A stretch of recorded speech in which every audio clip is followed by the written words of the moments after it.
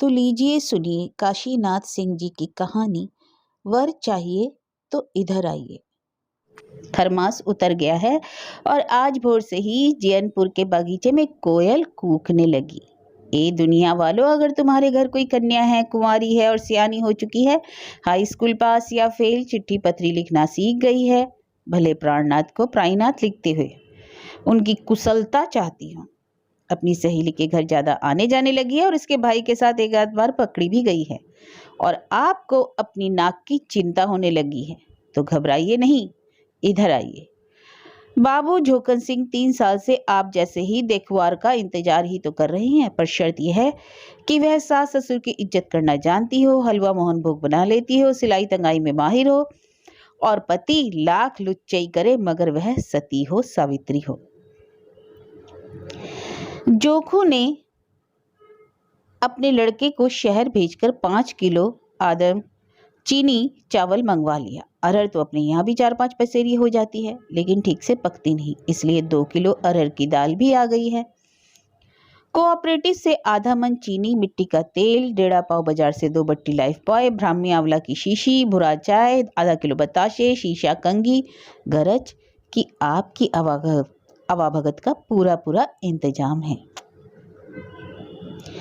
जाड़े में विकट अनुभव हुए थे जोखू को। उन्होंने माधो के साथ मिलकर पिछली गर्मी में ही भविष्य को ध्यान में रखकर आधा दर्जन प्याले और तश्तरियां मंगवाई थी और संयोग देखिए कि एक ही दिन दोनों जने के यहाँ देखवार आ गए। जब जोखू ने अपने लड़के को दौड़ाया तो माधो नट गए। इनकी कितनी बेइज्जती हुई होगी इसकी कल्पना की जा सकती है। इसी खार पर उन्होंने शहर की देखा देखी स्टील के मग मंगवा लिए। न टूटने का डर न फूटने का। माधो से बोलचाल जरूर बंद है, लेकिन अब निश्चिंत है वे। ऐसे ही परसाल जो देखवार आए थे उनमें से कुछ सूट बूट वाले लौंडे भी थे। खटिया पर बैठते ही नहीं बनता था उनसे, और उनमें से एक जो बदमाश और फंटूश जैसा लगता था, खाने के वक्त चम्मच मांग बैठा। परसने वाले अनसुनी कर रहे थे, लेकिन बात वह समझ नहीं रहा था, या समझकर भी जोखू की इज्जत उतारने पर उतारू था, और वह कोई और भी नहीं था, लड़की का भाई था, खास भाई। जोखन सिंह ने इससे सबक सीखा। उन्होंने जाड़े में एक पेड़ कटवाया, उससे 2 बेंच और 2 कुर्सियां बनवाई। इनके साथ कचहरी से लौटते वक्त आधा दर्जन चम्मच भी ले लिए। अब कोई चाय से में ऊपर से चीनी भी मांगे तो कोई बात नहीं। एक और काम किया है इस खरमास में उन्होंने। जब पप्पू दर्जा 9 में पहुंचा था और पहली बार देखवार आए थे, तब नात जुर्बेकारी में एक गड़बड़ी हो गई थी उनसे। चीनी तो थी, लेकिन उसमें डालने के लिए कुछ ना था, दूध ना दही। ये थे जरूर, मगर सीता के घर और उसमें उनसे मुकदमेबाजी भी थी। एक की इज्जत पूरे गांव भर की इज्जत हुआ करती है। इज्जत के लिए ये झुके, लेकिन सीता की मेहर ने सारा दोष बिल्ली के सिर मढ़ दिया। तब से जोखू हर खरवास में जरूरत नागहानी माधो की देखा देखी अपने यहाँ भी रूह अफ़ज़ा की बोतल रखते हैं। माधो ने कच्चे मकान के रहते पक्का बनवाने के लिए ईंटों का भट्टा लगवाया, तो उनके पोते की कीमत दुगनी तिगुनी हो गई। जोखू ने इसके बाद ही अपने द्वार के आगे 2 ट्रक बालू गिरवा लिए और 5 ट्रक ईंटें। हालांकि मकान तो तभी बनेगा जब सोहर होगा, लेकिन इसके फायदे सामने आने लगे। अब कोई यह नहीं पूछता कि आप जो इतना मांग रहे हैं ठीक है देंगे, लेकिन बताइए यह कि लड़की आएगी तो रहेगी कहाँ, इस खुबार में? अब तो खुद जोखू ही उलट के सवाल पूछते हैं कि लड़की आएगी तो रहेगी कहाँ, ईंट और बालू से क्या होगा? सीमेंट, लोहा, लक्कड़, हेन तेन सारा कुछ तो पड़ा है करने को, और किसी तरह से ढांचा खड़ा भी हो गया तो सोफा सेट, बाजा, मोटरसाइकिल के बगैर कैसा लगेगा? जोखू माधो की तरह लनत रानियां नहीं हाँकते। सिवान देख कहकर देखवारों से यह नहीं कहते कि यह सब आप ही का है। खुद तो घास करे, गोबर फेंके, और जब मेहमान आए तो नहलाने के लिए कहार बुलवा लें, भट्टी पर से कोया मंगवा लें, बीड़ी के लालच में 2-4 बैठक बाजों को भी बुलवा लें, कोयर काटा और झाड़ू बुहारू के लिए 1-2 लौंडों को लगा दें। जोखू यह सब नहीं करते। किराए पर ट्रैक्टर मंगवाते हैं और जुताई, बुआई, दवाई, उसाई करवा के मस्त रहते हैं। वे इसलिए भी नहीं करते कि उन्हें अपने पप्पू पर, उसके रूप, गुण और पर बहुत भरोसा है। आप या जो भी वर देखवा शादी ब्याह के लिए जाएगा, वह जमीन जायदाद से तो ब्याह करेगा नहीं, करेगा लड़के से, और अगर वही खोटा है तो दुनिया भर का टीम टाम किस काम का?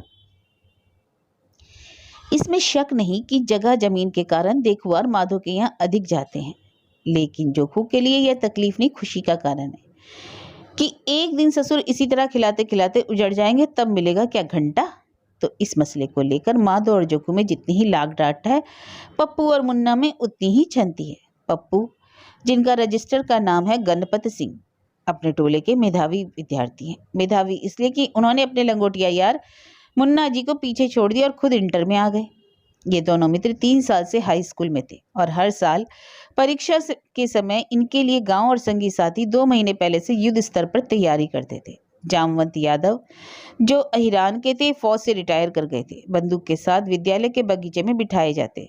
कुछ दूसरे नौजवान छुरे तमंचों के साथ बस स्टैंड के पास रहते, जहां से गाड़ी करने वाले अध्यापक चलते हैं। और मुन्ना का कोई एक दोस्त, जिसके पास मोटरसाइकिल थी, अपने तीनों चेलों के साथ विद्यालय के पिछवाड़े खड़ा रहता।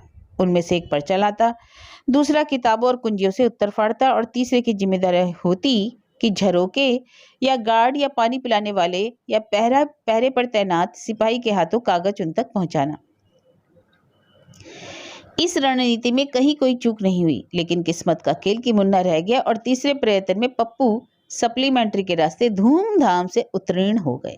और इसका नतीजा यह निकला कि पप्पू का भाव वर देखुओं के बाजार में मुन्ना के टक्कर में आ गया, हल बैल ना होने के बावजूद। माधव ने तय किया कि वे मुन्ना को तब तक पढ़ाएंगे जब तक उसका ब्याह नहीं हो जाता। अगर लड़का घर बैठ गया तो कौन झाकेगा। इधर जोकू बोलते थे 2 लाख और एक फटफटिया, उधर माधव बोलते थे 3 लाख और एक मारुति। पप्पू के हाई स्कूल पास करने के बाद जोखू ने कहा 4 लाख तो बसंत पंचमी के दिन द्वार की नींव खुदवाकर माधव ने किया 5 लाख। इन मांगों में गहने और खिचड़ी वाले वे सामान नहीं शामिल हैं जो अपने द्वार की इज्जत के मुताबिक आप लजाते भी देंगे, यानी एक सुनने वाला बाजा, एक देखने वाला बाइस्कोप, सोफा, पलंग आदि आदि। लेकिन कार के बिना दोनों में से किसी का काम न चलेगा। लोगों ने पूछा कि कार का क्या करोगे, तो दोनों का कहना था कि कुछ नहीं तो धानापुर से मुगल सराय तक मुन्ना पप्पू सवारी ढोएंगे, बिजनेस है। जोखू जानते हैं कि माधव और ब्याह की तरह इसमें भी धोखा करेगा और चढ़ावे का गहना सुनार से भाड़े पर ले आएगा। और माधव की पॉलिटिक्स यह है कि लड़के का बाजार भाव इतना चढ़ा दिया जाए कि होड़ में जोखू का माल धरा कर धरा रह जाए। तो दुनिया वालों, इस वक्त इन कश्यप गोत्रियों दोनों सूर्यवंशी क्षत्रिय कुमारों की कीमत 7 लाख और एक नैनो लगाई गई। अगर आपकी लड़की बिचारी को किसी योग्य वर की जरूरत हो, आइए अपनी किस्मत आजमाइए। गांव घर का मामला है, किसी एक की ओर से बोलना, दूसरे से झगड़ा मोल लेना है। यूं लड़के आपको दोनों ही लाखों में एक हैं। दोनों इस समय बनारस में कोचिंग कर रहे हैं। काहे की, यह मत पूछना। जब उन्हें ही नहीं पता तो हम क्या बताएं। बस आ जाइए, दूसरे आए इससे पहले बाजार के हिसाब से ये चीपों के चीपों और बेस्टों के बेस्टों पड़ेंगे आपके लिए, सिर्फ आपके लिए।